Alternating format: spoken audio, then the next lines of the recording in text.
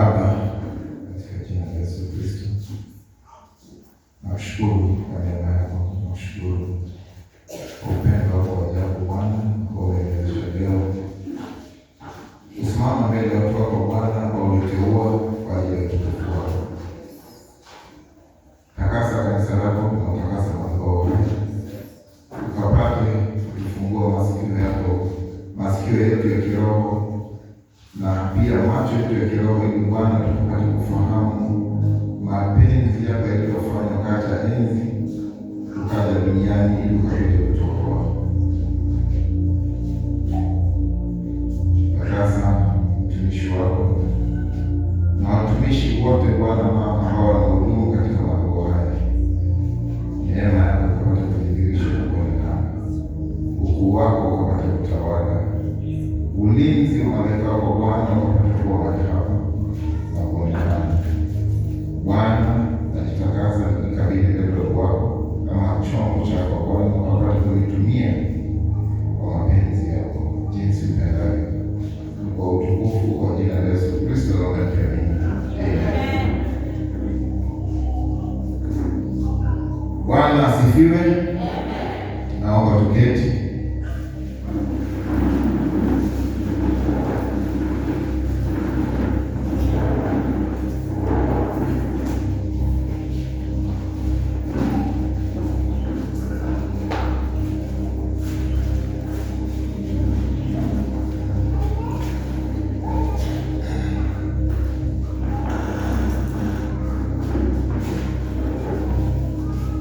Sijui wangapi tuna simu. Kama una simu, huyu ni simu yako.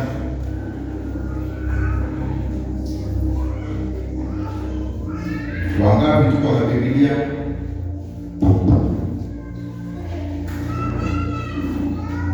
Inua Biblia yako. Bwana asifiwe. Amen. Tuinue Biblia zetu tafadhali. Asante.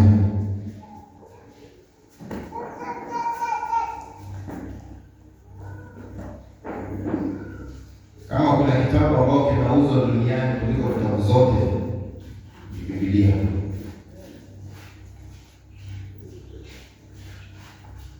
Leo nitaongea kuhusu mbingu.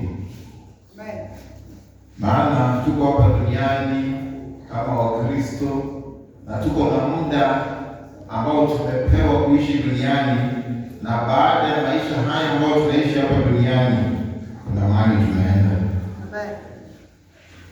Na kila mmoja ambaye ni Mkristo, ambaye anaitwa Mkristo, anatamani kufika mahali Yesu alisema anaenda kutuandalia, si ndio? Lakini kuna sheria na masharti ya kuweza kutimiza ili uweze kufika katika hiyo mbingu. Hebu tusome Mwanzo, Genesis 2:1-4.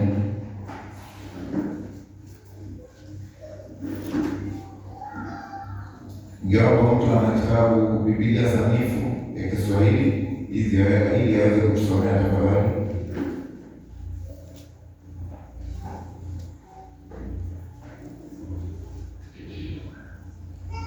Maandiko yanasema, kwa hiyo mbingu na dunia zikakamilika pamoja na vyote vilivyomo. Katika siku ya saba Mungu alikuwa amekamilisha kazi aliyokuwa akifanya. Hivyo siku ya saba akapumzika kutoka kazi zake zote. Mungu akaibariki siku ya saba akaifanya takatifu, kwa sababu katika siku hiyo alipumzika kutoka kazi zote za kuumba alizokuwa amefanya. Haya ndiyo maelezo ya mbingu na dunia wakati zilipoumbwa. Bwana Mungu alipoziumba mbingu na dunia. Luka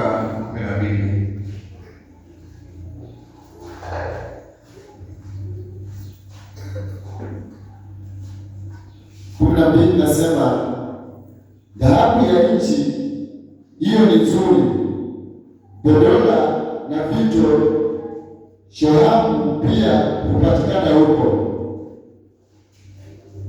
Bwana asifiwe. Wacha nikushangaze kitu moja. Umesikia dhahabu ya nchi, vitu nzuri hupatikana huko. Vitu vyote ambao tunaona hapa duniani, mimi husema ni fotokopi. Fotokopi na original zinafanana. Original kuna vile inafanana na fotokopi kuna vile inafanana, si ndio? Hata ukijaribu kuigiza ufanye original haiwezi kuwa kama fotokopi. Bwana asifiwe. Amen. Jambo lingine ambalo litatushangaza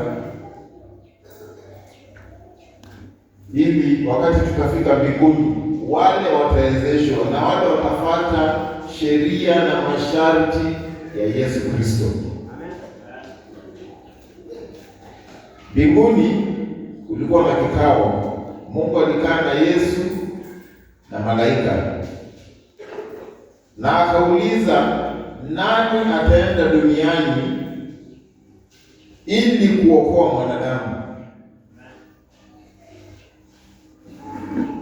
Viumbe vyote mbinguni, malaika waliogopa.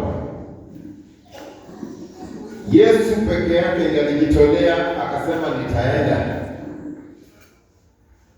ili akuokoe wewe na mimi. Na akija hapa duniani kuna mambo alipitia, maana alivaa mwili. Kitu kingine ambacho kitatushangaza sana wakati utafika mbinguni, utashinda huyu Yesu. Yaani uliwacha hii utukufu wote ukaja duniani ambayo haifai. Maana mbingu, hakuna chochote ambacho unaweza linganisha mbingu na dunia. Hakuna.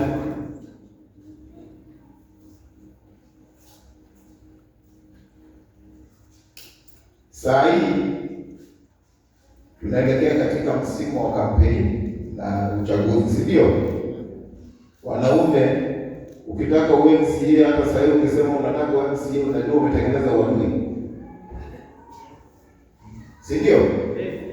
Ukitaka ubunge, umetengeneza uadui. Kuna maadui sasa watakuinda. Iko wanaume wanapigania urais, tunaona kwa TV, si ndio? Tunasikia kwa habari. Kama huna bodyguard watakumaliza, si ukweli? Wapendwa, tusipiganie vitu vya dunia sana, tupiganie hiyo ufalme wa Mungu. Hiyo mbingu ndio tupiganie katika Ukristo wetu tukiwa hapa duniani. Bwana asifiwe. Lakini kuna standards.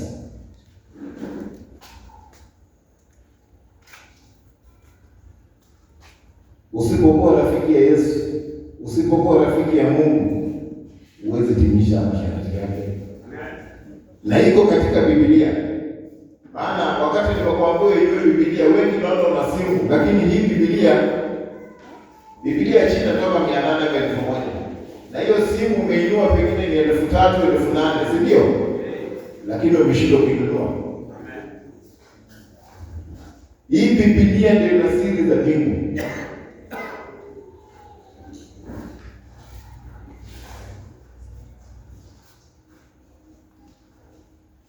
Waswahili wanasema, unaona kuku na mwewe ni adui, si ndio? Ni adui kwa nini? Wanasemaga kuku ilipoteza kifunguo ya mwewe. Sasa huwa inasakala ikitafuta hiyo kifunguo. Hata mochi yeye iko hoki, ukipatia hata chakula kwa kitu utapata maji, anafanya nini? Umeiwekea maji safi lakini inafanya nini?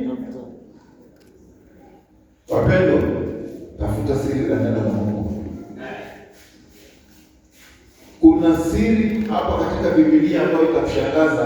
Kuna mambo ambayo itakushangaza ukisoma neno la Mungu. Maana bila kusoma neno la Mungu hutajua Yesu Kristo alitaka nini.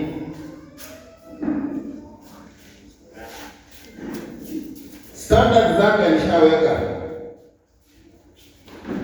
Ndio wakati utahukumiwa usije ukasema sikujua. Wapendwa, ile moto imetengenezwa mbinguni, hii kutengenezwa wewe na mimi. Na iko ile moto ndani, Meshaki na Abednego walikuwa wanataka kuingizwa ndani, hailinganishi na ile moto. Ile moto imetengenezwa mbinguni ama kuzimu, ilitengenezewa mwovu Shetani. Ni hasira na ghadhabu ya Mungu aliyotuumba. Bwana asifiwe. Huwezi simama kwa hasira ya Mungu. Hasira ya Mungu ndio ilitengeneza ile moto, ili Shetani wakati wake wa hukumu atafanya nini?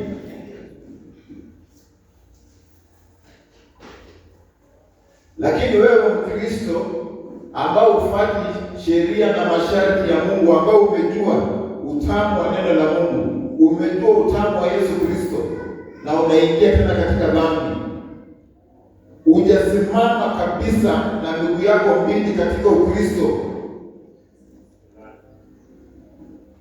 Yesu hapendi mtu vuguvugu.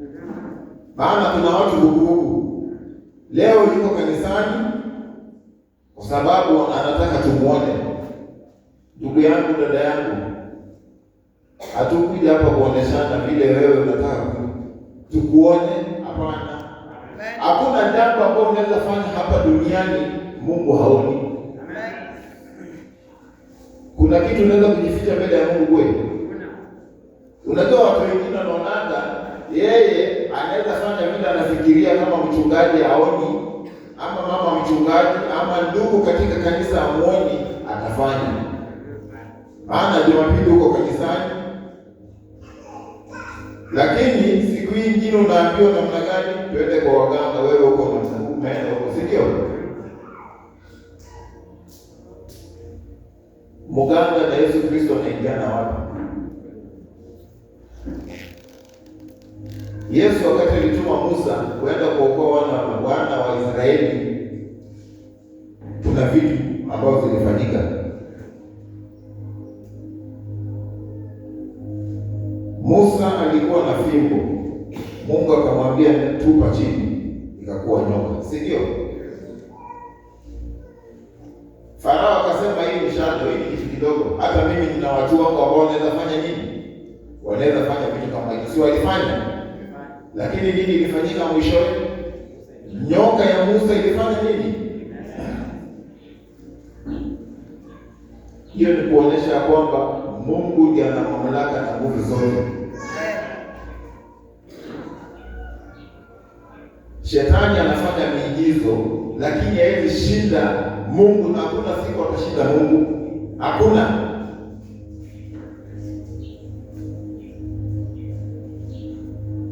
Tumtegemee Mungu, tumtegemee Yesu Kristo katika maisha yetu ya Ukristo. Maana yeye ndio Bwana. Wacha Yesu Kristo awe Bwana katika maisha yako. Usiwe leo uko katika pande ya Shetani, siku nyingine uko kwa Yesu. Hapana. Si jira tadebe la jebi Biblia Yesu Kristo. Bwana asifiwe. Simama na miguu mbili katika Ukristo. Wacha kuwayawaya hapa na pale. Yesu Kristo hakuacha mbingu ili wewe uende utaseke katika moto ule.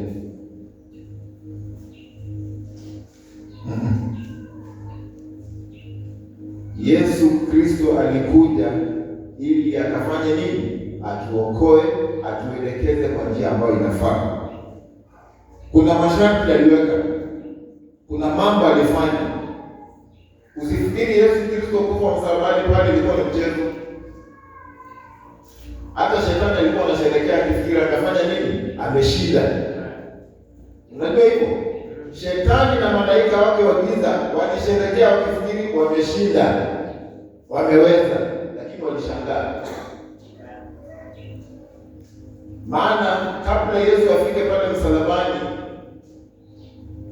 malaika walikuwa tayari kuangamiza hata wanadamu. Walikuwa wanangoja tu amri ya Yesu Kristo. Malaika mmoja anaweza angamiza watu 180,000, between 180,000 to 200. Malaika mmoja.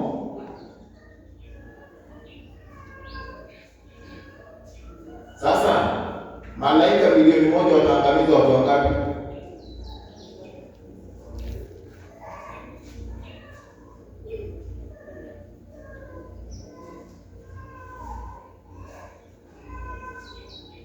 Yesu alipigana vita kwa sababu yako na mimi, ili tushinde dhambi. Hebu tusome Wakolosai 2:15.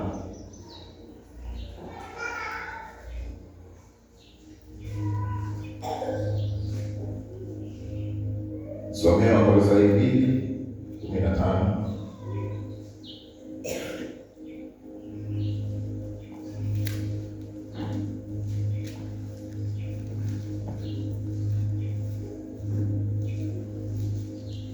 Andiko nasema Mungu akiisha kuzifua enzi na mamlaka alizifanya kuwa kitu cha fedheha hadharani kwa kuziburura kwa ujasiri, akizishinda katika msalaba wa Kristo. Bwana asifiwe. Amen. Kupitia kwa msalaba Yesu alifanya mambo maajabu sana, mambo ambayo yanapita ufahamu wako. Hebu twende katika Ufunuo 1:18.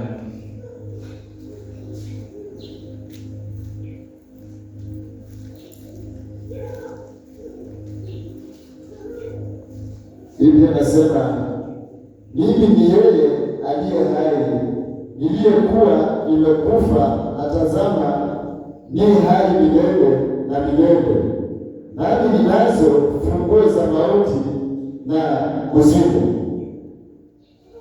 Bwana asifiwe. Yesu Kristo ndiye ana funguo za mauti na hizo funguo alizitoa kwa mwovu Shetani. Zile siku 3 ambao Yesu Kristo alikuwa kaburini, ndiye alikuwa anapigana hizo vita kwa niaba yako na kwa niaba yako, ili usikose mbingu. Wapendwa, wakati unafanya dhambi umpendeze Yesu Kristo, unahuzunisha Roho wa Bwana, unamsulubisha Yesu Kristo tena msalabani. Tukamilishe Ukristo wetu, maana katika Ukristo kila mmoja tuko katika vita. Sio kusema kwamba ati kama umeokoka ndio shida zimekuondokea. Lazima upambane. Bwana asifiwe. Majaribu, maana Yesu Kristo mwenyewe alishasema lazima majaribu utapitia, na wakati unapitia majaribu Yesu Kristo kuna vile anakuandaa ili usije ukaingia katika majaribu mengine kama hayo tena katika maisha yako ya Kristo. Bwana asifiwe. Anakuandaa ili mwovu Shetani asije akakujaribu zaidi ya vile inapita ufahamu wako. Wakati tu uliokoka, wakati tu ulimkiri Yesu Kristo, Yesu Kristo aliweka muhuri wako na hakuna vile unaweza toroka. Wakati tu uliokoka, Yesu Kristo aliweka nini? Muhuri ambao tunasema ownership ownership, title deed ya Yesu Kristo alikuweka wakati huo, na Roho wa Bwana akakuwa pamoja na wewe. Wakati unatembea, hata ukitaka kufanya dhambi, Roho wa Bwana anakuambia hii ni dhambi, si ndio? Ni kiburi yako wewe mwenyewe ndio unajipeleka unafanya dhambi. Maana Mungu wetu sio dikteta, amekupatia option. Wewe uchague kama unataka kwenda mbingu ama unataka kwenda wapi? Kuzimu. Wewe ndio unachagua, hakulazimishi. Ni wewe na tamaa zako ndio zinafanya nini? Zinafanya na kiburi yako wewe mwenyewe unafanya dhambi, ukiona na unajua ni dhambi. Maana muhuri wa ownership wa Roho Mtakatifu yuko juu yako wakati uliokolewa. So wakati utahukumiwa na Yesu Kristo, utasema sikujua.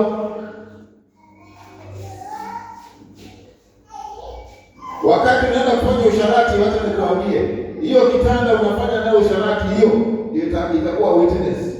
Itasema na leo ilikuwa saa fulani nilimuona. Wewe utapingana?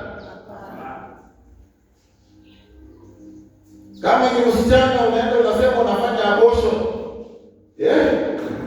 chunga sana. Hizo miti ama mawe zitasimama mbele ya hukumu. Si Yesu alisema nyinyi mkishindwa kumshukuru ama kumuinua, ataamuru mawe zifanye nini? Wao nafikiri Yesu hana hiyo uwezo. Ana uwezo na mamlaka, maana alipewa. Hiyo kiti ambayo unakalia, unajua ina mark register yako. Kila Jumapili wakati unakuja utakuwa absent. Usishangae useme si shida ya kanisa, nilikuwa nakuja. Ni siku gani? Ni siku kuwa hiyo kiti ina mark register yako.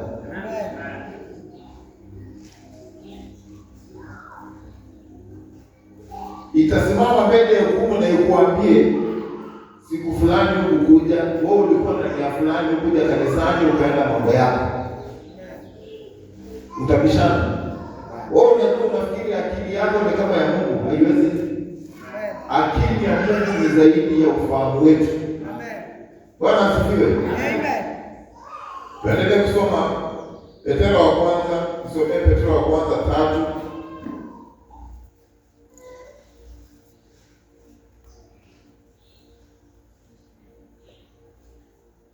Petro wa kwanza 3:18 hadi 22.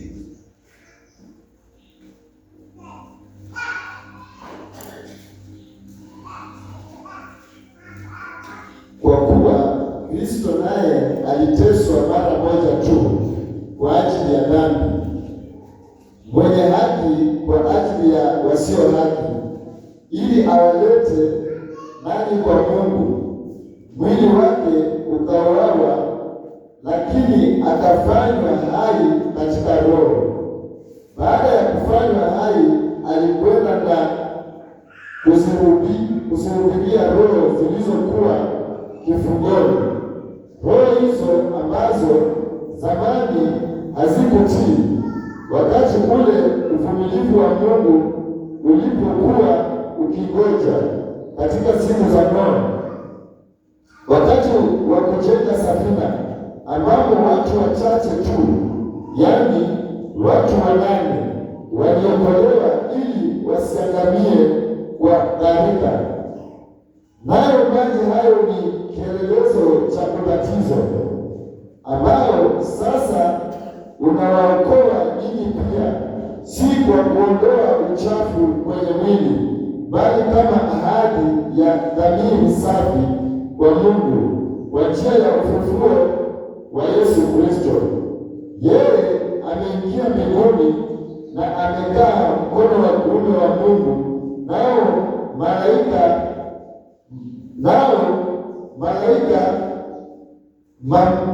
mamlaka na nguvu zote wametiishwa chini yake.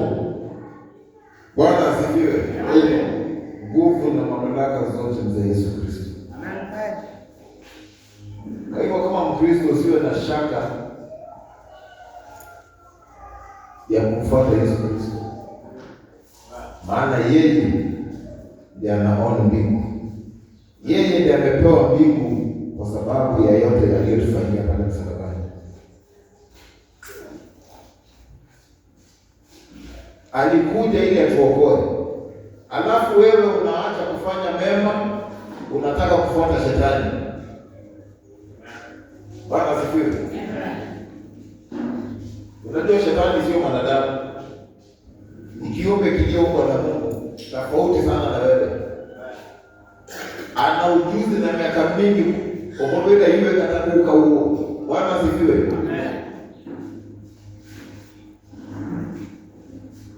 Ana ujuzi, maana ni kama wakati ya kampeni. Sasa hivi tuko kampeni. Shetani anapigania pande yake na sisi tunapigania Yesu, na Yesu anatusaidia ili tufanye nini? Tuwaambie wale wako katika dhambi watoke katika dhambi wakuje katika ufalme. Bwana asifiwe. Tufanye bidii. Mimi na wewe tufanye bidii. Maana katika Ukristo wako ndio utapata taji. Watu ambao utakuwa umeleta kwa Yesu Kristo, wale wanasema fulani alifanya nikamjua Yesu Kristo, ndio itafanya upate taji. Na kila mmoja ambaye atakuwa ameleta watu kwa Yesu Kristo utapata taji. Kuna taji. Usifikiri ni bure. Bwana asifiwe. Usifikiri ni bure. Kuna taji ya kufanya mtu awache dhambi arudi kwa Yesu. Na tuna kazi nyingi sana kama Wakristo ya kufanya ili kuokoa wanadamu wamrudie Yesu Kristo. Bwana asifiwe.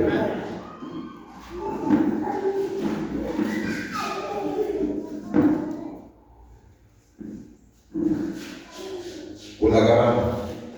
Na gharama hiyo, mimi na wewe tuna gharama ya kulipia pia ili tuokoe watu wamrudie Yesu Kristo. Amen. Kwanza utafute urafiki na Yesu Kristo. Pili, uwe mtakatifu. Jaribu vile uwezavyo uwe na utakatifu ndani yako, usiingie katika dhambi. Maana kienda Ephesians 4:27 inasema nini? Do not give the devil a chance. Si ndio? Ya kusoma Ephesians 4:27 inasema nini?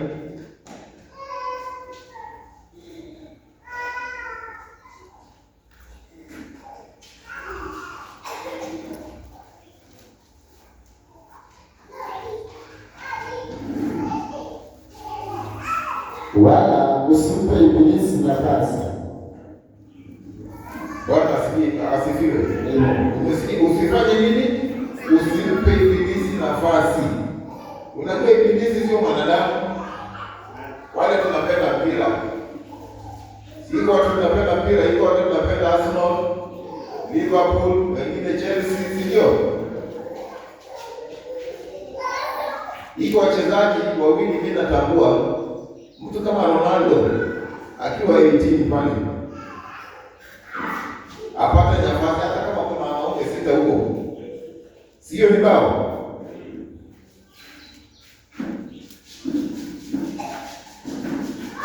Shetani yuko hivyo. Wewe usijaribu kupatia shetani nafasi, maana kila siku anakufuata, alikumaka. Wakati uliokolewa ukapigwa muhuri na Yesu Kristo ya wokovu, shetani ameshakumaka na anakutazama matendo yako kila siku.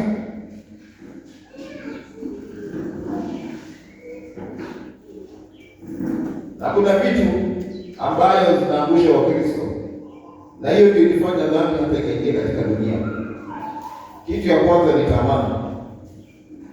Unajua tamaa ndio iliingiza dhambi katika dunia. Sijui kama tunajua hivyo, tamaa ndio ilifanya dhambi ikaingia katika dunia.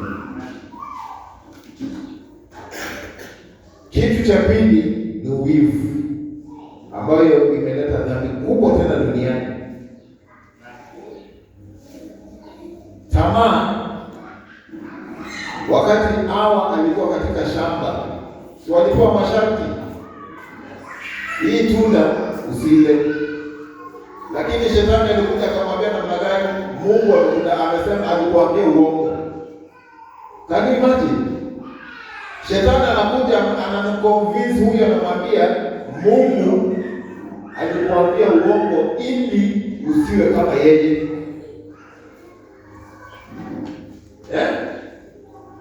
Ili usiwe kama yeye. Na ukweli, Mungu wakati alikuwa anakuja kutembea katika garden ya Eden, maana ndio mfano aliyofanya kama mbingu hapa duniani.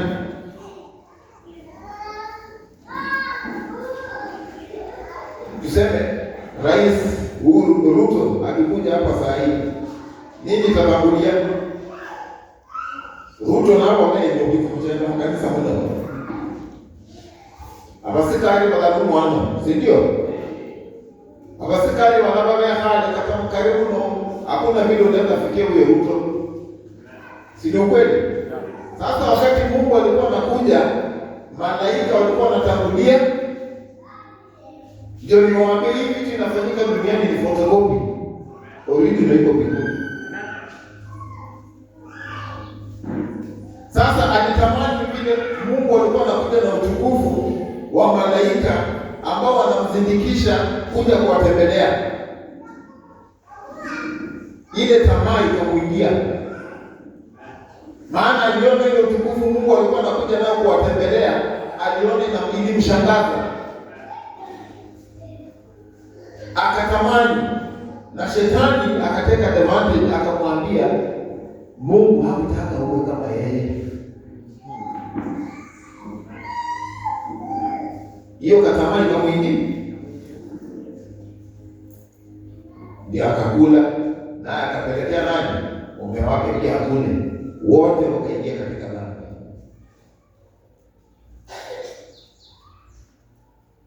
Tusiwe na tamaa ambayo itafanya tuingie katika dhambi. Tuache maagizo ambayo Yesu Kristo ametupatia ili tuweze kuona mbingu. Yesu akapeana masharti wakati amekuwa hapa duniani. Kama Wakristo na wasii na waomba, tuzingatie sana maneno Yesu Kristo alizungumza akiwa hapa chini ya jua. Ni mambo mengi sana ambayo alizungumza. Hebu tuende katika kitabu cha Luka 13.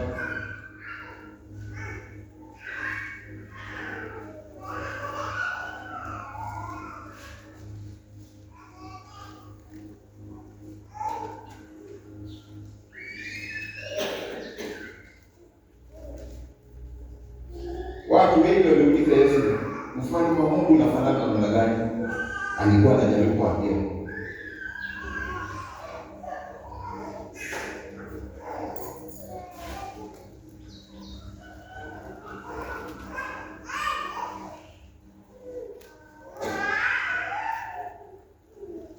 Hebu tusome Mathayo 22.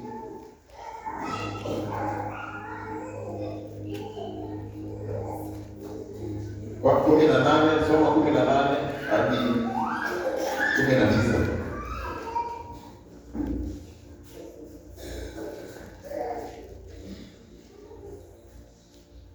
Andiko nasema, kisha Yesu akauliza, ufalme wa Mungu unafanana na nini? Nitaufananisha na nini?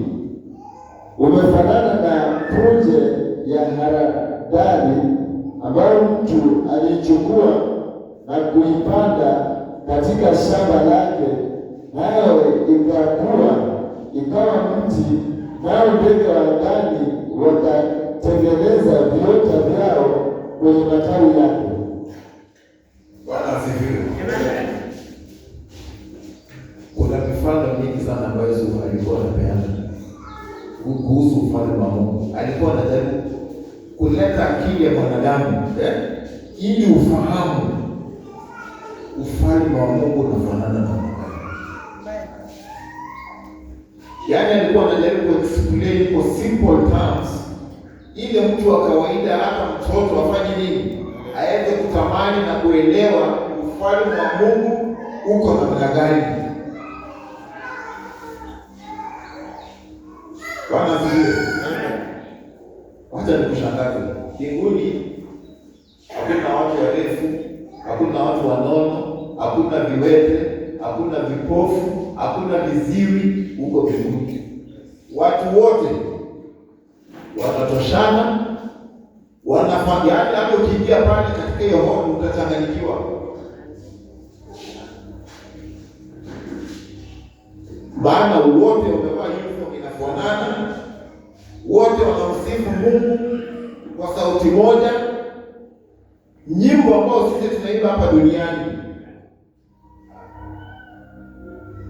Saa ingine naona tunaimba wimbo kitu kama 30 minutes, watu wamechoka, si ndio?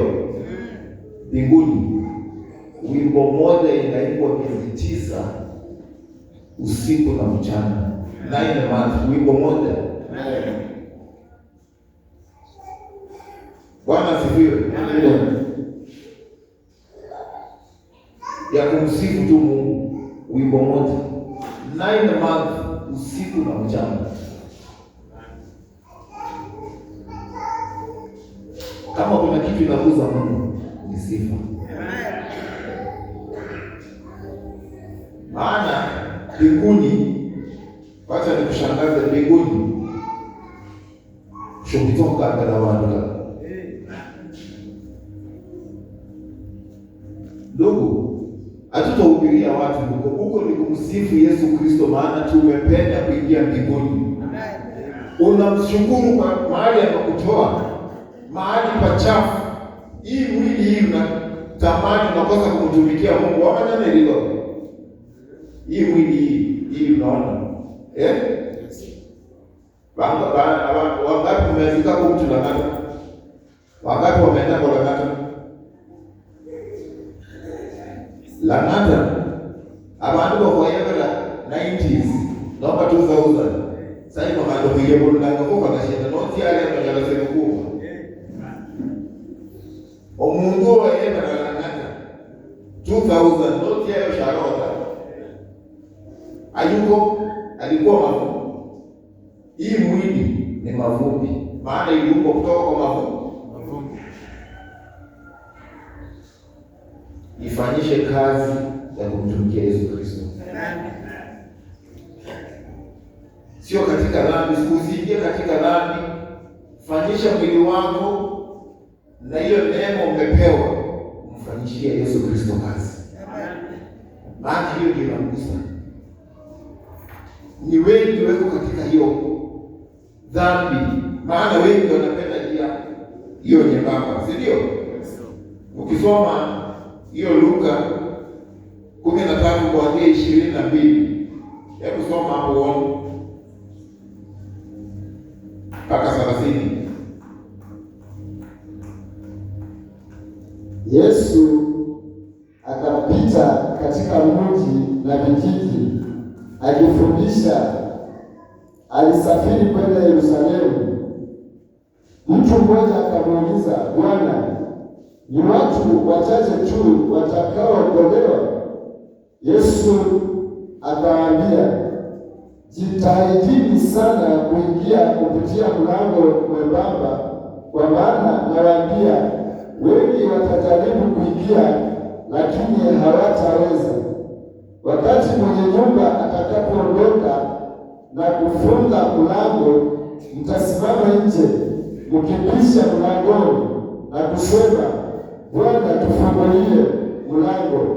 Lakini yeye atawajibu, siwajui ninyi wala mtokako.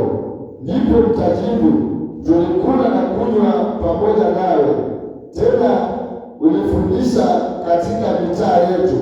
Lakini yeye atawajibu, siwajui nyinyi wala mtokako.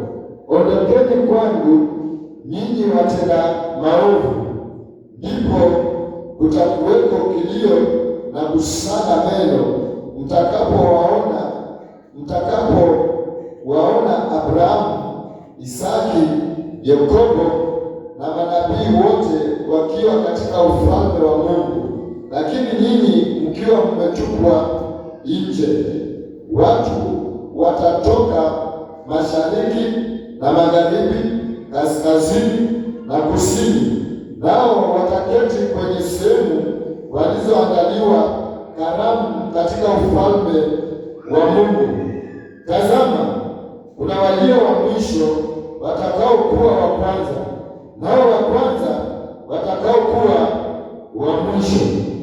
Bwana asifiwe. Amen. Jitahidi usiwe wa mwisho.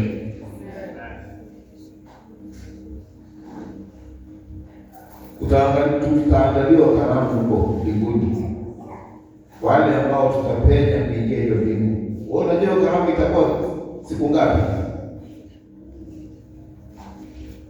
Bwana asifiwe. Unajua karamu ile Yesu anatuandalia itakuwa siku ngapi? Miaka 3.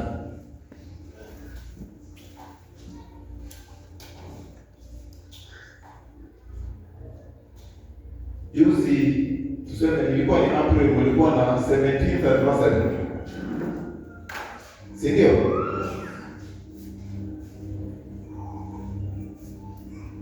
Ilikuwa karamu ya kushukuru Mungu kwa miaka ambayo amewezesha kuwa na huduma huu hapa kwa msalaba. Na huko mbinguni tutakuwa na hiyo karamu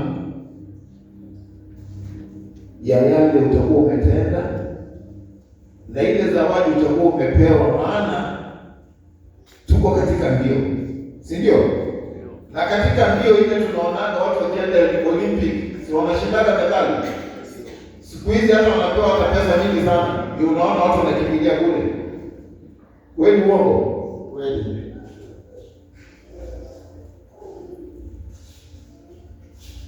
Hiyo karamu itakuwa ya kukata na shoka.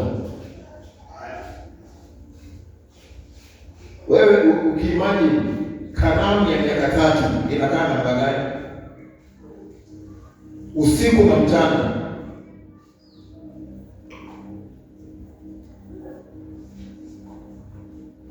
Wakati wameendako State House,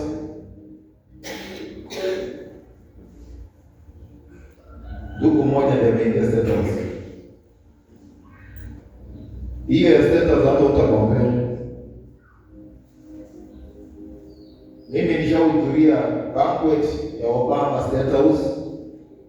Nimehudhuria banquet ya President wa Turkey, alikuwa anaitwa Erdogan, State House. Nimehudhuria karamu ya Yoon Suk, mama huyo alikuwa president wa South Korea.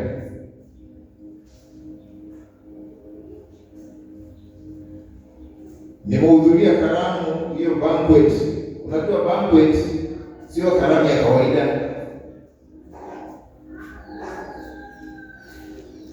ni karamu ya kukata na shoka.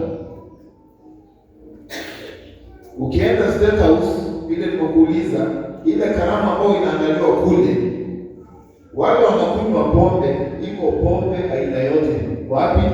Mahali wanaandaliwa. Wale tumeokoka mnakula chakula na juice na nini, hata huwezi maliza. Lakini shojinga hata kaya hoji jireka muda. Bwana asifiwe. Cho hamelipepa back ati ochike sho kule irawa na bota. Hakuna yeruda tanochi kile muda moti ingongo. Bwana asifiwe. Amen. So nakusii ndugu yangu, baba yangu, mama yangu, dada yangu, mtoto wangu, mjukuu wangu, fanya bidii usikose hiyo karamu. Tukutane huko. Tumsifu Yesu Kristo Unendo luko dudu mwembanga ijere mfemo kuliana lala.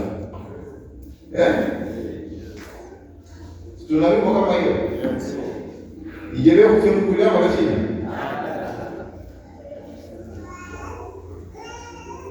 Isianda mbele kwako. Fanya bidii. Maana hiyo sio mahali ya kukosa.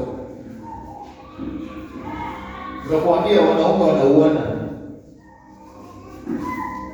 hata kama ni Wakristo, lakini hiyo kitu unapigania ni ya muda. Uhuru si leo sasa hivi. Shia president leo. Shia malaika muia leo. Amekaa kama raia kawaida sasa. Lakini wakati ile ungemwambia atoke hapa angeweza kumaliza. Si ndio? Wanapigania vitu ambavyo hazikai. Wewe pigania ambao kitu ni ya milele na milele. Maana Biblia yote ndio mshauri na ndoto mananga zitafanya nini? Kila kitu na muda wake.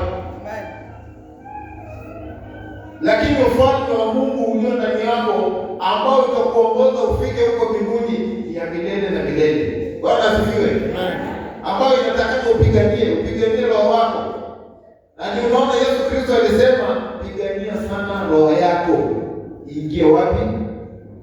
Mbinguni. Maana yeye peke yake ndiye ana uwezo wa kuharibu roho wako na mwili wako na kuipeleka jehanamu. Lakini ukimwamini una raha ya milele.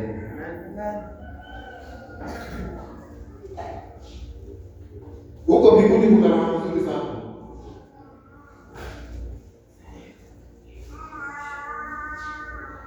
Mimi nilifanikiwa kupata mama mmoja alikuwa anaitwa Nisaki Mwombezi kutoka Tanzania. Na akanijenga sana. Nikasema hii mbingu mimi siwezi taka kukosa. Inafanyika hata sasa hivi. Daniel alibebwa akapelekwa mbinguni akaonyeshwa vile kunakaa. Siko kwa Biblia, kama unasoma Biblia utaona. Daniel alibebwa akapelekwa. Kuna malaika ambao inafaa tupigie magoti na iko malaika ambao wanatupigia saluti. Wewe unajua namna hiyo? Ukifika kule mbinguni kuna malaika ambao watakupigia saluti kwa sababu ya yale utakuwa umetendea Yesu Kristo. Bwana asifiwe.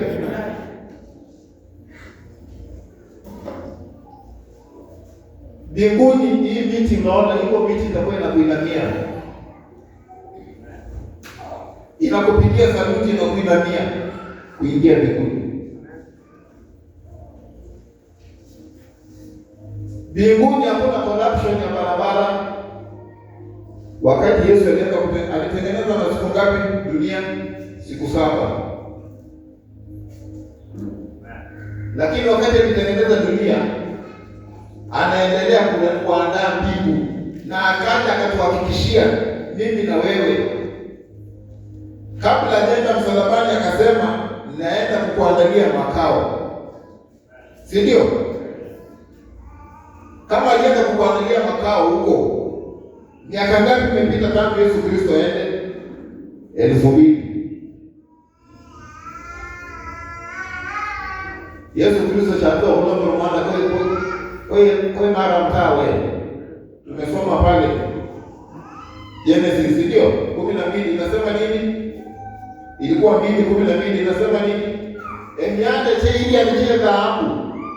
Nyumba za huko sio za mawe ya kawaida.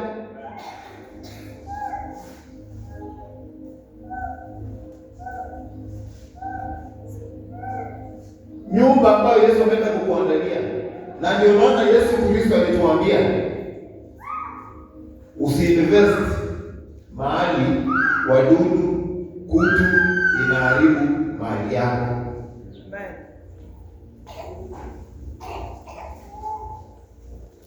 Ndio tunatamani kuwa na mali ya dunia, sio mbaya, maana hiyo ndio Yesu Kristo anataka. Lakini wakati unapoa hiyo mali ya dunia, unaitumia namna gani? Yesu atakataa kukupatia mali ya dunia. Na Yesu unaona saa nyingine ni kama amejidai kukupatia mali ya dunia, si ndio? Saa nyingine tunaona kama amedelay. Wewe na Yesu nani anajua zaidi? Maana Yesu anachunguza akili zako na moyo wako.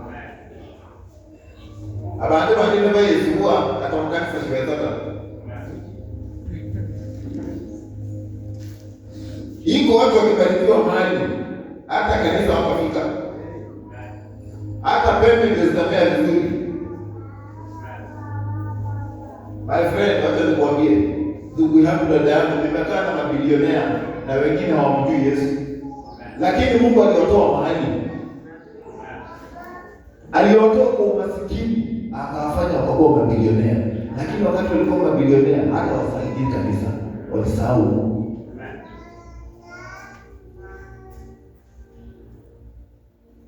Shimshasikia mtu alikuwa anaitwa Chris Kirubi. Si alikuwa bilionea?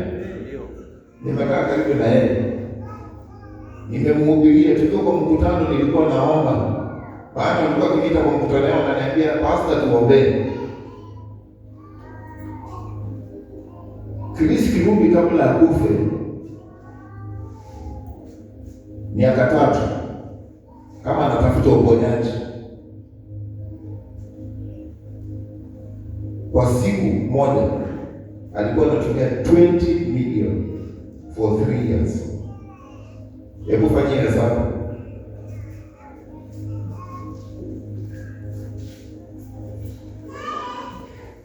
Kwa siku moja alikuwa anatumia 20 million. Alizunguka madaktari wote ambao unasikia ni wazuri duniani, kuanzia Amerika, Britain, Sweden, Japan, China, lakini hakupata uponyaji. Akapata tu daktari mmoja Israel ambaye anamjua Yesu Kristo. Akamwambia, "Boss, unamaliza tu pesa yako bure. Hii watu watakula hii pesa yako na utapata uponyaji." Ule anapeana uponyaji ni Yesu peke yake. Hata ndio kilipa pesa sitakataa. Anasema alimwambia hivyo. Lakini alimwambia, "My friend, yule anapeana uponyaji ni Yesu peke yake. Sio pesa."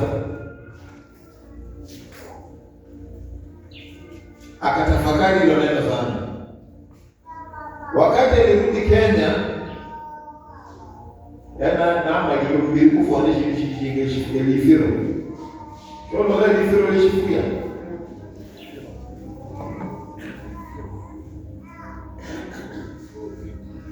Akaanza kujikubali. Yeye ndiye alifanya sponsorship ya kwanza ya mama Ruto, bibi ya Ruto, ile mkutano walikuwa nayo.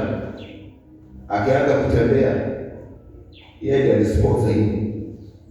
Maana alipiga hesabu ya pesa ambayo alikuwa anaharibu, anaona hakika ni kweli. Lakini it was too late. Huku mtumikia Mungu, kuja mtumikia Mungu siku zote na mali yako. Na Yesu Kristo anasema akikubariki mtumikie wewe na nyumba yako na mali yako. Lakini sasa amekubariki ukutumiki. Wewe umeona mali ni mzuri kuliko Yesu Kristo. Iko katika Biblia. Ukisoma Hebrews 13 inasema nini?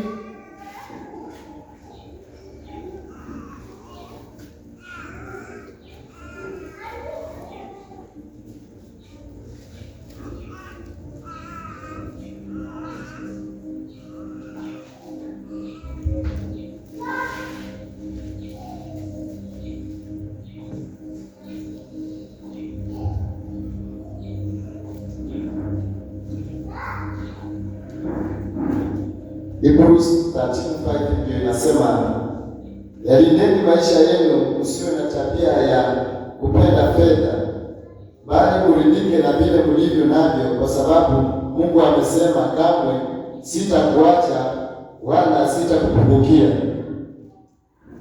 Bwana asifiwe. Mungu anasema, Yesu anasema hata kuacha wala atafanya nini? Lakini amekubariki, ulisahau kama alikubariki. Ulisahau kazi yake ya Mungu, ulisahau watumishi wa Mungu. Maana wakati Yesu anakubariki, anataka ubariki kanisa lake, ili nalo kanisa lake litafute wale waliopotea kule nje niwalete hapa, ili tuwe na crusade, tuwe na gari ya kusafirisha watu wakienda crusade, si ndio? Maana kuna wengi ambao wamepotea, ambao wanamhitaji Yesu Kristo, na ni wengi wamepotea.